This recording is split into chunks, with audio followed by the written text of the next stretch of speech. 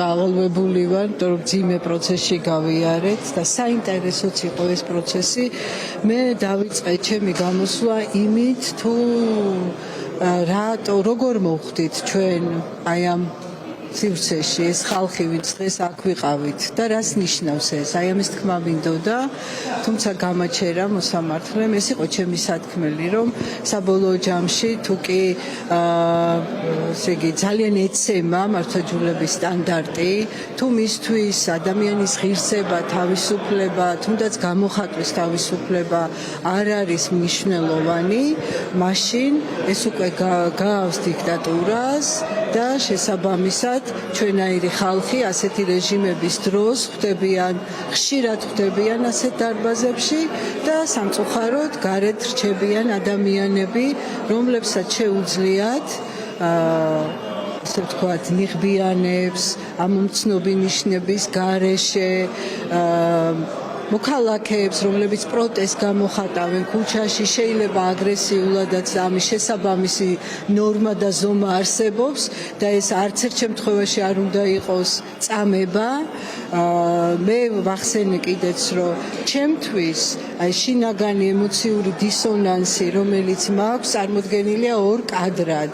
ერთ მხარეს არის მზია ამაღლობელი პალატაში, ციხის პალატაში 30 დღეა ის შიმშილობს და წარმომიდგენია რა მდგომარეობაშია და მთელი ამ ისტორიის წინაპირობა რატომ არის ის რომ მას არ მიეცა აპელაციის შესაძლებლობა და ჩაითვალა რომ უაპელაციოდ ეს ადამიანი უნდა წასულიყო წინასწარ პატიმრობაში და მიუხედავად მისი ესეთი რა ვიცი მდგომარეობისა ეხლა არც კი გადაეხედათ მისი საქმისთვის და ასე შემდეგ ეს არის ერთი კადრი და მეორე აი ზუსტად ის ქვაფენილზე დაგდებული ბიჭი, რომელსაც თავში ურტყავს ნიღბიანი, კაცმა არ იცის პოლიციელია, ვინ არის, ეს არის ალბათ ყველაზე კოშმარული კადრი აი ამ დღეებიდან და ძალიან გამომხატველი იმისა, თუ რა კრიზისშია დღეს ჩვენი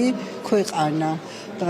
მე ვილაპარაკე ასევე იმაზეც მე რა როლი მქონია როგორც ერთ სპეციალისტს მართლმსაჯულების სისტემის შენებაში, სხვა შორის ძალიან ბევრ სახელმწიფო მოხელესთან ერთად მე მინისტრთანაც ყოფილვარ შეხვედრაზე, სხვა სამუშაო ჯგუფებში ყოფილვარ, გამიპროტესტებია კიდეც. ხაზი გავუსვი იმას, რომ ჩემი პროტესტი არასდროს არ არის პოლიტიკურად მოტივირებული, მე არა მაქვს შერჩევითი პროტესტი და ჩემთვის ფოტოგრაფების საქმე ისეთივე საშინელებაა, როგორც მზიას საქმე და აი ამ ჩემი ასე ვთქვათ გულწრფელი ჩართულობა საზოგადოების ცხოვრებაში და ის საქმები, რომელიც ჩემს კოლეგებთან ერთად მიკეთები ამ სფეროში და აქ გულისხმობ რას? გულისხმობ იმას, რომ მაღალი სტანდარტი ქონოდა მართლმსაჯულებისის ჩვენ გამომძიებლებთან, პროკურორებთან, მოსამართლეებთან რაზე ვლაპარაკობთ, როგორ არ დააზიანონ ბავშვი, რომელიც ტრამვირებულია. ჩვენ მქონდა ესეთი მაღალი სტანდარტი, რომ ვესაუბრებოდით მოსამართლეებს, ამ სფეროს წარმომადგენლებს ტრამვაი ინფორმირებულ მიდგომებზე და იცით რა, სადღაც მეამაყებოდა, მიხაროდა, რომ ჩვენი ქვეყანა ასე წინ მიდის და ესეთ მაღალ სტანდარტს აყენებს, რომ ქონია შეხვედრები პოსტსაბჭოთა ქვეყნებთან, ბელორუსის, უკრაინის, ყაზახეთის, აი წარმომადგენლებთან ჩავსულა რამ ქვეყნებში და ყოფილა რამაყი და მხრებ გაშლილი, რომ იცით რა, ჩემს ქვეყანაში ეს კეთდება და დღეს ეს ყველაფერი არის ძალიან სერიოზული კითხვის ნიშნის ქვეშ. თუ კი მე დღეს მეკრძალება პროტესტი გამოვხატო მოსამართლის სახლთან, სადაც მე რას ვაპროტესტებ და აქ ხო უნდა აიწონოს რა არის რისი საპირწონე, მე ვაპროტესტებ უსამართლობას, ადამიანის ღირსების, თავისუფლების, სიცოცხლის უფლების შელახვას, სამართლის უფლების შელახვას,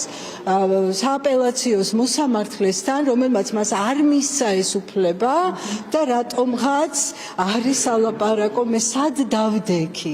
ეს ხო გამოხატვის თავისუფლების ჩვენ კითხვა იყო და მე არ მიპასუხი ამ კითხვაზე, მაგრამ ეს გაახმოვანა ჩემმა ადვოკატმა, რომ თუ მე მეცოდინებოდა, რომ სამართალ დარღვევა იქ პოლიციელებიც იყვნენ, რომლებიც არ მოვიდნენ, არ გაგვაფრთხილეს, ამაზეც ბევრი არ მიგვითით ეს ამის შესახებ ჩვენ ვიფიქრებდით და მე პროტესტი ჩემთან დარჩებოდა, მაგრამ რაიმე გზას ვიპოვიდი, მაგრამ იცით მე რა რისკებს ხედავ, რომ ჩვენ პროტესტის გამოხატვის თავისუფლების ყველა გზას გვიჭრიან ნელა-ნელა. აი ამაშია საქმე. ამაზე უნდა დავფიქრდეთ, იმიტომ რომ ძალიან მალე ჩვენ აღმოჩნდებით სიტუაციაში, როდესაც ჩვენ უსამართლობა, აი აქ ყელში გვაქვს საერთოდ უსამართლობის განცდამ სხეულებრივად, აი აქ იცის გაჩხერა. ყელში გვაქვს გაჩხერილი და ვერ ლაპარაკობთ. ეს უნდათ. აი ასეთ ქვეყანაში უნდათ რომ გვაცხოვრონ. ჩემთვის ეს მიუღებელია. აბსოლუტურად და ვუერთდები ნინოს მე ძალიან გავაგრძელე. ჩემთვის არაფერს არ ნიშნავს ეს 5000 მზიას არ ვიცი და ამ იმ ადამიანების გამო რომ ფიქრობდი სახიობები ახალგაზრდა აქტივისტები რისთვის არიან ხო და მზია რისთვის არის არაფრად არ მიღირდა ჩალაგებული ჩანთით ჩამოვედი წიგნით წამოვიღე და სხვათა შორის იმასაც ფიქრობდი რომ თუ მომეცემა საშუალება ახალ წიგნზე მუშაობას დავიწყებ თქო აი ამ გეგმებით ჩამოვედი დღეს ქუთაისში